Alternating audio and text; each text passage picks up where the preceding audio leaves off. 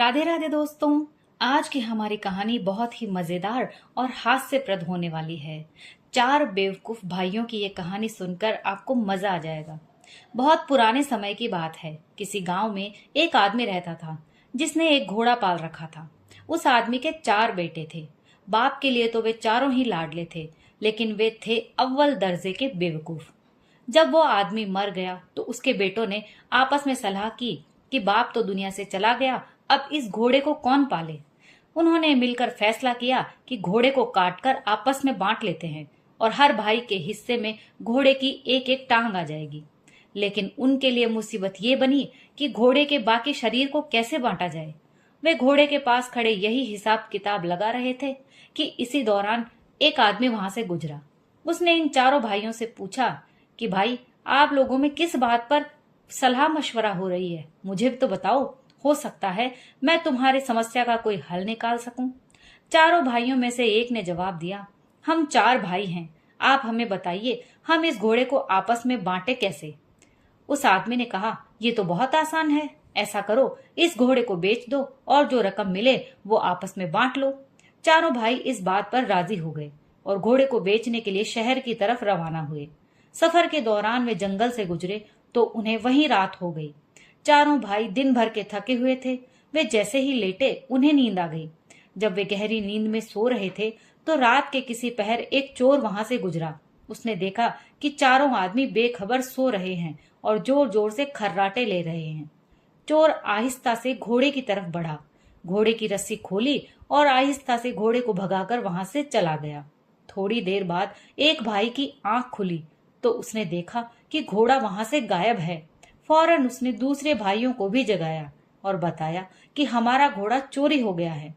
एक भाई ने अंगड़ाई लेते हुए कहा, सो जाओ, रमजान खान ले गया होगा, सुबह देख लेंगे। सुबह जब चारों भाइयों की आंख खुली तो वे रमजान खान को ढूंढने निकल पड़े। रास्ते में उन्होंने एक ऊंट के पांव के निशान देखे तो उनमें से एक भाई कहने लगा, ये देखो ऊंट के पांव के निशान। दूसरे ने कहा, भाई ये किसी नर ऊंट के पांव के निशान हैं। तीसरा कहने लगा, ये ऊंट तो एक आंख से अंधा भी लगता है। अब चौथा बोला, रस्सी तोड़कर भागा होगा। फिर वे चारों आगे बढ़े। अभी कुछ दूर गए ही थे कि उन्होंने देखा कि एक आदमी परेशान हालत में आ रहा है। उसने इनसे पूछा, आप लोगों ने यहाँ कोई ऊंट तो नहीं देखा? तो उनमें से एक ने कहा, नर ऊंट। दूसरे ने कहा, एक आंख से अंधा भी था। तीसरे ने कहा, रस्सी तोड़कर भागा था। वो शख्स कहने लगा, तुम बिल्कुल ठीक कहते हो, ये बताओ ऊंट कहाँ देखा तुमने? उन्होंने वो चारों एक साथ बोल पड़े, हमने तो ऊंट नहीं देखा, तुम आगे जाकर कहीं तलाश करो।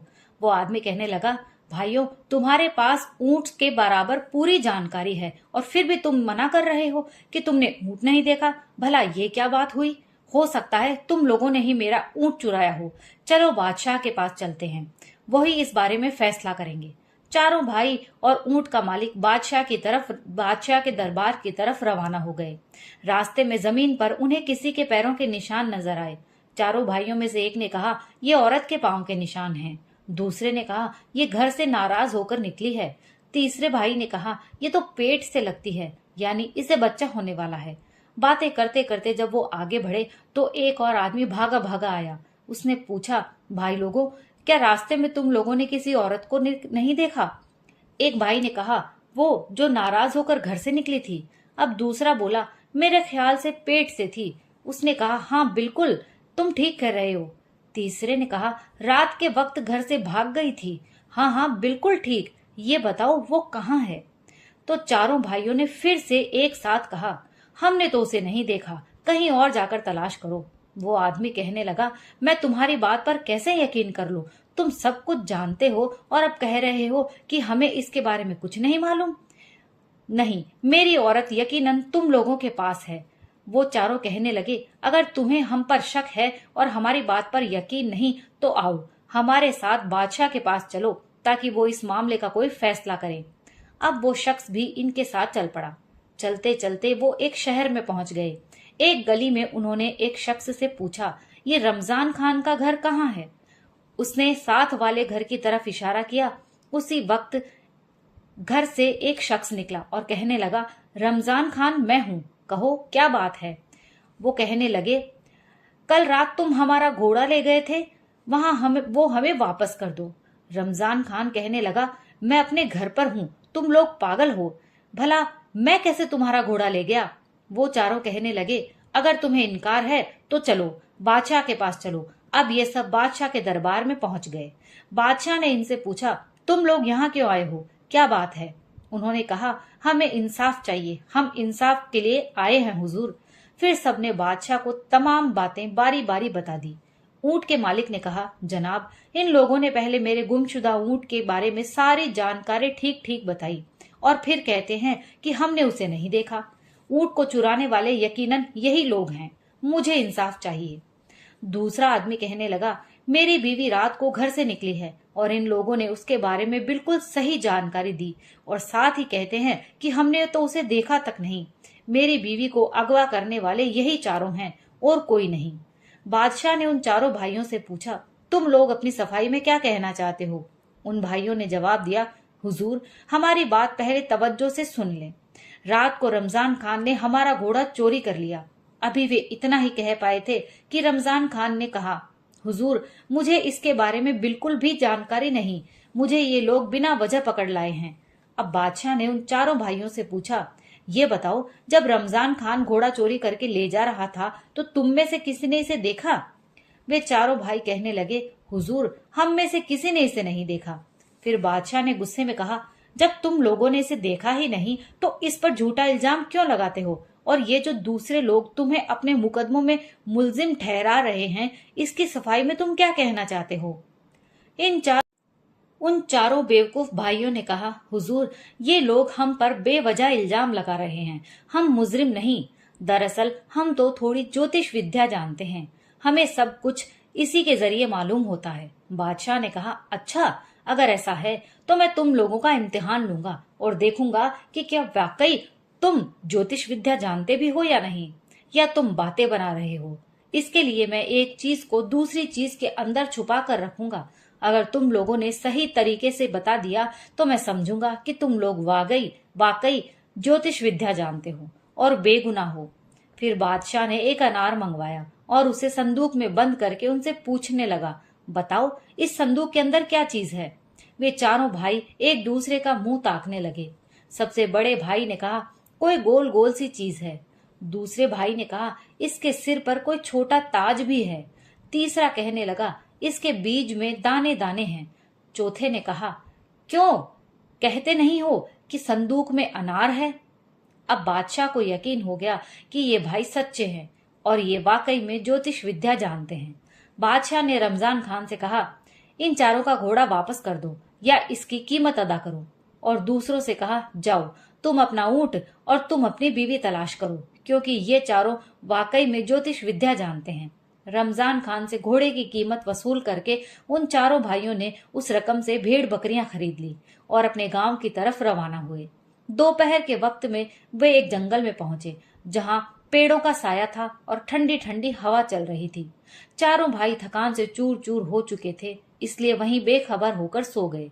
जब एक भाई की आंख खुली तो उसने देखा कि बकरी का एक बच्चा एक पेड़ पर चढ़ा हुआ है और भेड़ें जुगाली करते हुए मुंह हिला रही हैं।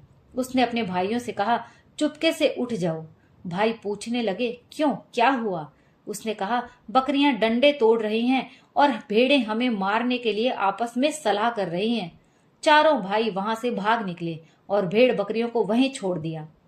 एक भेड़ ने उनके पीछे पीछे भागना शुरू कर दिया तो एक भाई ने पत्थर उठाकर भेड़ पर दे मारा और कहा, भाइयों, एक को तो मैंने मार दिया है, अब जितनी जल्दी हो सके यहाँ से भाग चलो। जब वे काफी देर तक भागते रहे तो थक गए, उनकी सांसें फूलने लगी। भागते भागते हुए वे रुके और एक ने कहा, गिनती करो, क्या हम सब पूरे हैं या नहीं।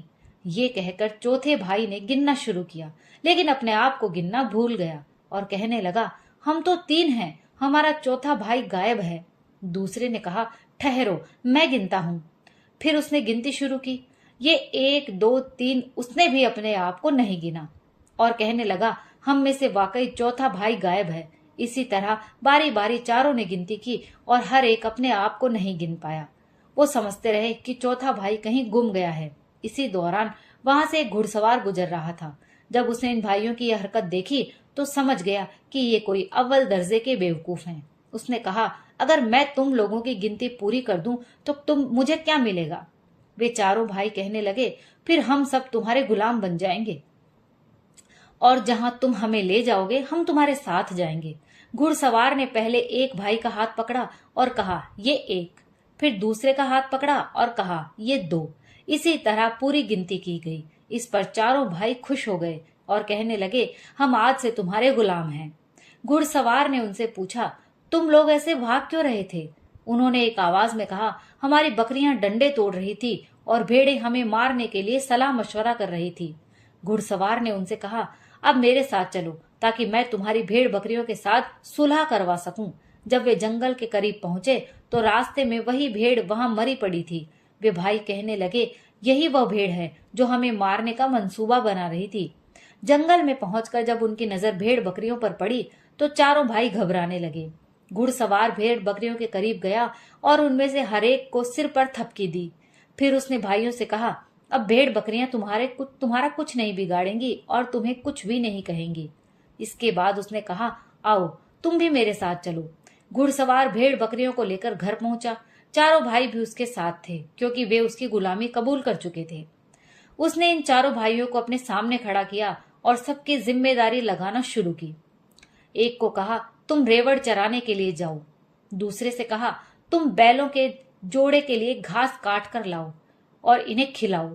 तीसरे से कहा, मेरी माँ बीमार है, तुम उसका ख्याल रखोगे, याद रखना उस पर मक्खी भी ना बैठे। आखिरी को कहने लगा, तुम गेहूं की फसल कटाई करके एक जगह सलीके से रख दो। सारा काम इन चारों भाइयों के सुपुर्द करके वो घुड़सवार अब अपने काम और कारोबार में मशरूफ हो गया। जिस भाई के जिम्मे मक्खी उड़ाने का काम था वो एक डंडा लेकर बैठ गया। जब घुड़सवार की मां पर कोई मक्खी बैठती तो वो मक्खी को डंडे से मारता और बेचारी बुढ़िया चीखती चिल्लाती रही। 3-4 जोरदार डंडे लगने के बाद वो बुढ़िया बेचारी दम तोड़ गई और भगवान को प्यारी हो गई। जब वो बिल्कुल खामोश और स्थिर हो गई तो उसने सोचा कि शायद बुढ़िया को नींद आ गई है और उसने बुढ़िया पर चादर डाल दी और खुद एक तरफ होकर बैठ गया। जिस भाई के जिम्मे बैलों को चारा खिलाना था उसने अपने दिल में सोचा कि ये काम तो बड़ा मुश्किल है और वो ये नहीं कर सकता। तो उसने फौरन दोनों बैलों को एक साथ बांधा और उनके मुंह घास और भूसे में गाड़ दिए ताकि वे खुद खाते रहें। गेहूं की फसल पर जिस भाई की ड्यूटी थी उसने सोचा कि ये तो बड़ा भारी और मुश्किल काम है, क्यों ना इन गेहूं को भून दिया जाए। ये सोचकर उसने गेहूं की फसल को आग लगा दी। अब चौथा भाई जो भेड़ों को लेकर गया था वो भेड़ों को चरा रहा था कि अचानक वहां भेड़िया निकल आया और भेड़ों को एक एक करके खाने लगा। उसने सोचा, इस गांव के कुत्ते बेचारे कितने भूखे हैं और लगता है कि इनके मालिक उन्हें खाने के लिए कुछ नहीं देते। इसने भेड़ों को वहीं छोड़ा और खुद वापस घर लौट आया। दोपहर को जब घुड़सवार पहुंचा अपने घर तो एक भाई से पूछने लगा, क्या तुमने मेरी माँ की अच्छी तरह खिदमत की? वो कहने लगा, जनाब आप क्या पूछते हैं, जब से आप गए हैं वो आराम कर रही हैं। जब घुड़सवार ने चादर उठाकर देखा तो माँ का चेहरा खून से लथपथ था और वो मर चुकी थी।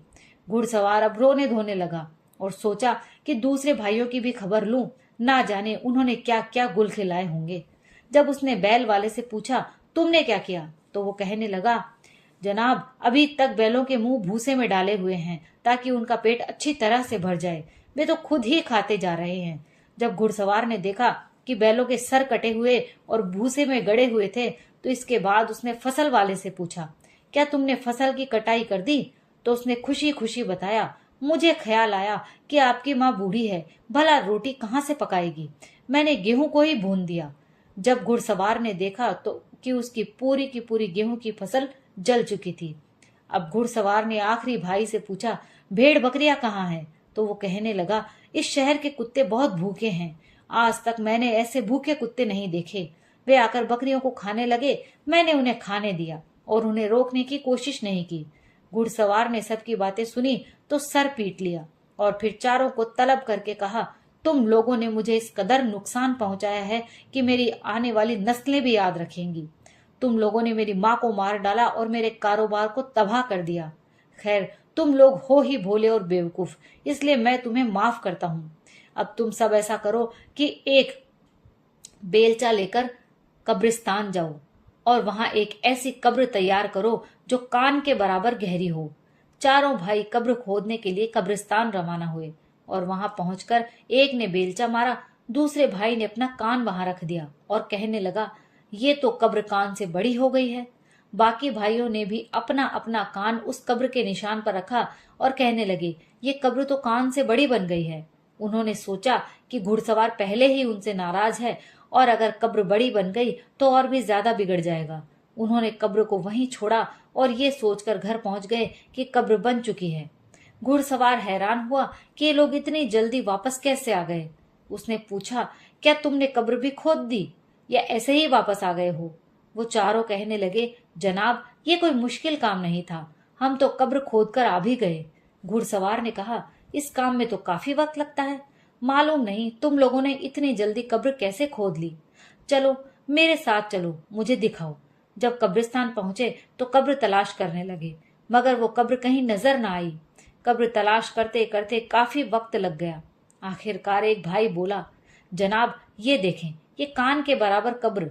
घुड़सवार कहने लगा, अरे बुद्धू, मैंने कान की तरफ इशारा करके गहराई बताई थी, ये तो महज एक मुट्ठी भर कब्र है।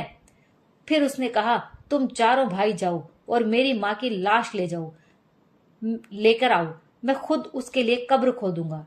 वे चारों भाई गए और मुर्दा बुढ़िया को चारपाई पर रखकर दौड़ते हुए कब्रिस्तान की तरफ आए, मगर रास्ते में वो बुढ़िया चारपाई से कहीं गिर गई। कब्रिस्तान पहुंचकर जब उन्होंने चारपाई रखी तो एक दूसरे का मुंह ताकने लगे। घुड़सवार ने पूछा, मेरी माँ कहाँ है? तो उन्होंने जवाब दिया, हम लाश लेकर आ रहे थे, लेकिन वो रास्ते में कहीं भाग गई। अब हम यहाँ पहुंच गए हैं। हमने जो देखा वो यह है कि चारपाई खाली है। घुड़सवार कहने लगा, ये कैसे मुमकिन है कि एक मुर्दा भाग जाए? फिर गुस्से से कहने लगा, जाकर मेरी माँ को जिस तरह भी मुमकिन हो ढूंढ कर लाओ, वरना उसकी जगह मैं तुम चारों को यहाँ दफन कर दूंगा। चारों भाई बुढ़िया की लाश तलाश करने जा रहे थे कि रास्ते में उन्हें एक बूढ़ी औरत नजर आई जो लकड़ियां जमा कर रही थी। उन्होंने इस बुढ़िया से कहा, तुम यहाँ लकड़ियां जमा कर रही हो, उधर तुम्हारा बेटा हमें जिंदा दफन करने की धमकियां दे रहा है, चलो हमारे साथ चलो। चारों भाइयों ने उस बूढ़ी औरत को जबरदस्ती पकड़कर चारपाई पर लिटा दिया और कब्रिस्तान की तरफ रवाना हो गए। वह बेचारी बूढ़ी औरत चीखती चिल्लाती रही, मगर इन भाइयों ने एक न सुनी। जब कब्रिस्तान पहुंचे तो घुड़सवार से कहने लगे, ये लो अपनी माँ, इसे संभाल लो, हम तो मुफ्त में बदनाम हो रहे हैं। ये अभी भी नहीं आ रही थी, हम इसे जबरदस्ती पकड़ कर लाए हैं। घुड़सवार ने बूढ़ी औरत को देखा तो उससे माफी मांगी और कहने लगा, इन्होंने मेरी बूढ़ी माँ की लाश को कहीं गुम कर दिया है और उसकी जगह तुम्हें उठाकर ले आए हैं, मैं इसकी माफी मांगता हूँ। इसके बाद घुड़सवार खुद गया और अपनी माँ की लाश को तलाश करके लाया और उसे दफन किया। घुड़सवार इन बेवकूफ भाइयों की बेवकूफियों से बहुत तंग आ चुका था, इसलिए उसने धक्के मार मार कर चारों को घर से निकाल दिया। दोस्तों, ये कहानी यहीं समाप्त होती है। अगर आपको कहानी पसंद आई हो तो प्लीज लाइक, शेयर और कमेंट कीजिए, और अगर आप मेरे चैनल पर नए हैं तो प्लीज चैनल को सब्सक्राइब कर लीजिए, क्योंकि मैं रोज आपके लिए ऐसी ही मजेदार कहानियां लाती रहती हूँ। कहानी सुनने के लिए आप सभी का बहुत बहुत धन्यवाद।